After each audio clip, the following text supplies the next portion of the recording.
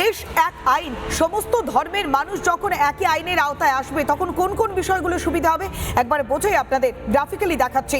জাতি ধর্ম নির্বিশেষে এক আইন, বিয়ের নথিভুক্তকরণ করা বাধ্যতামূলক, ছেলেদের বিয়ের বয়স 21 বছর, পৈতৃক সম্পত্তিতে সমান অধিকার থাকছে। লিভ ইনের ক্ষেত্রেও কিন্তু রেজিস্ট্রেশন বাধ্যতামূলক। 21-এর কম বয়সে যদি কেউ লিভ ইন করতে যায় সেক্ষেত্রে বাবা মার অনুমতি প্রয়োজন, আর কেউ যদি তথ্য গোপন করে সেক্ষেত্রে কড়া শাস্তির বিধান দেওয়া হচ্ছে। এক দেশ এক আইন অনুযায়ী জাতি ধর্ম নির্বিশেষে একই আইন, বিয়ের নথিভুক্তকরণ করাটাও বাধ্যতামূলক। মেয়েদের বিয়ের ন্যূনতম বয়স কত?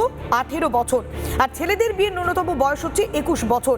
পৈতৃক যে সম্পত্তি সেখানেও কিন্তু ছেলে মেয়ে সমান অধিকার পাবে।